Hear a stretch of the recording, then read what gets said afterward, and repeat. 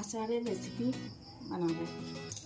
এর মধ্যে প্রথমে হলুদ দেব 1.5 চামচ, লবণ দেব 3 চামচ, এর মধ্যে স্বাদ অনুযায়ী লবণ।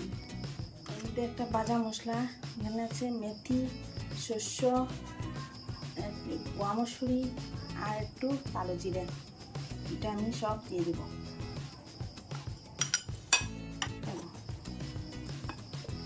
এর মধ্যে একটু সর্ষের তেল গরম করে রেখেছি, এর মধ্যে একটু হিং আর কালো জিরে দিয়ে এটা এখন দিয়ে দেব।